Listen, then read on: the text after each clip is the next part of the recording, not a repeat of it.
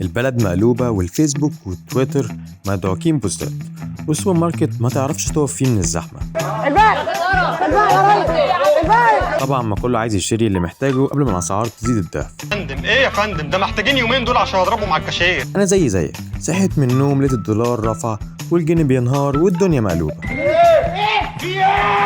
وصاحبي بيقول لي قوم بسرعة عايزين نلحق نجيب كيلو بانيه قبل ما يغلي. ايوه صح. وناس كتير كانت نايمة وهي من الطبقة المتوسطة صحيت لقيت نفسها من محدود الدخل. احنا بنروح في داهية على فكرة، بنروح في داهية اهو.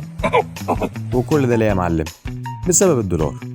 الدولار يا سيدي هو الورقة الخضراء اللي عاملة قلبان وبيتعمل لها 1000 حساب. واحد هيقول لي ايوه يا معلم، طب ليه الأهمية الكبيرة دي للدولار؟ وش معنى الدولار بالذات يعني؟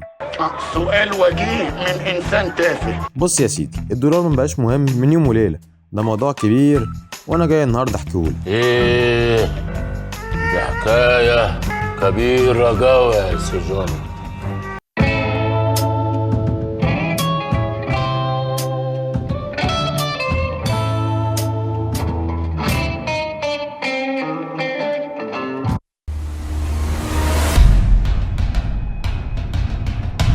بعد الحرب العالمية الثانية أغلب البلاد ومن أهمهم دول أوروبا اللي كانت متقدمة صناعيا بقت متدمرة تماما بسبب الحرب، والبلد الوحيدة اللي كانت محتفظة بقوتها وتقدمها في الوقت ده كانت الولايات المتحدة الأمريكية. ايه ده انت عايش ولا على بالك؟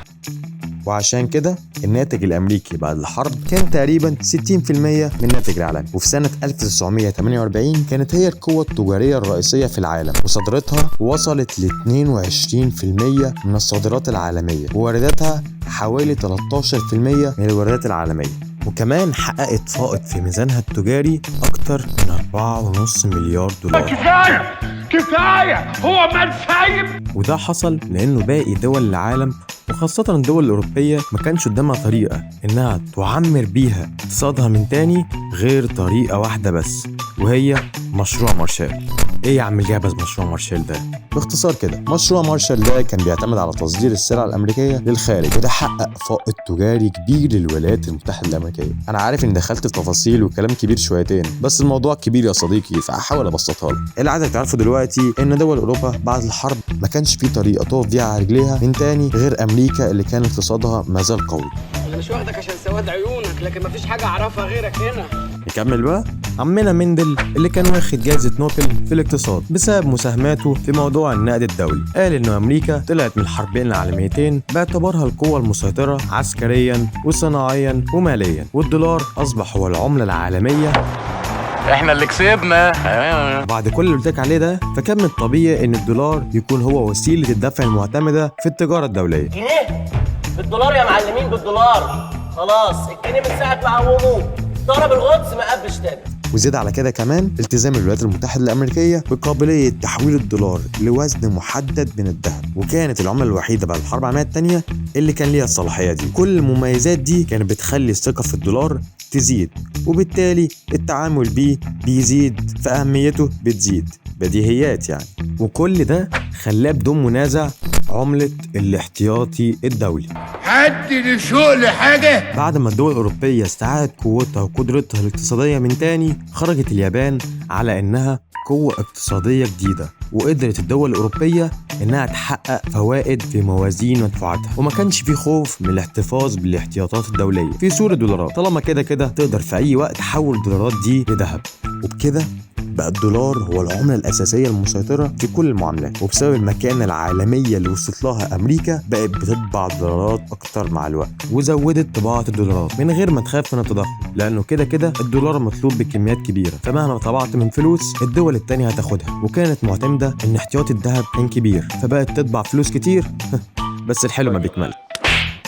وده ليه؟ لأن مع الوقت بدأت الإدارة الأمريكية تاخد بالها إن العملة الخضراء بقت كتيرة في السوق وهتزيد على المتاح من احتياطي الذهب، وده هيسبب تضخم ووقتها هتحصل كارثة. عارف المثل اللي بيقول جه كحال عمها؟ أهو الرئيس الأمريكي نيكسون عمل كده بالظبط، صحي من النوم وقرر فجأة إنه يفصل العلاقة بين الدولار والذهب. إيه ده يا نهار أسود ومنيل، والدولارات اللي الدول التانية كانت بتخليها كاحتياطي على أساس إنها زيها زي الذهب. يخرب بيتك يا نيكسون.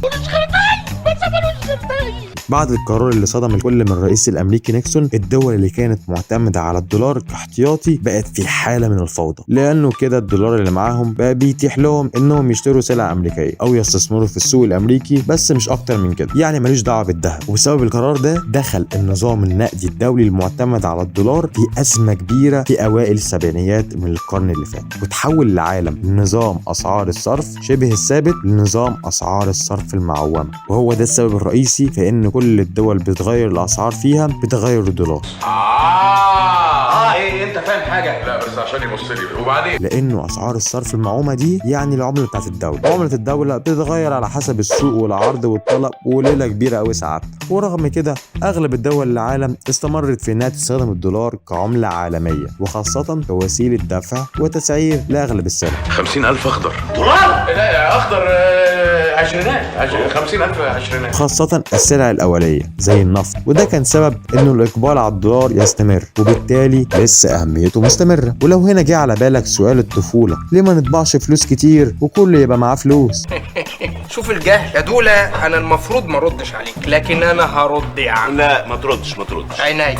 بص يا دولة، لأنه ببساطة ده مرتبط باحتياطي الذهب اللي في البلد، واحتياطي الذهب عندنا قليل.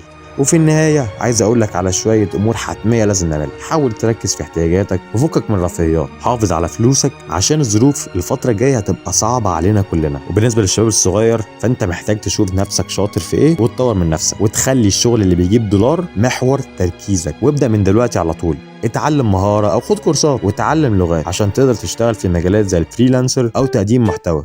وبس انت كده فهمت ليه البلد مقلوبة بسبب ان الدولار زاد. فلو تعرف طريقة اسافر بيها الكويت هكون شاكر جدا ليك. In case I don't see ya, good afternoon, good evening, and good night.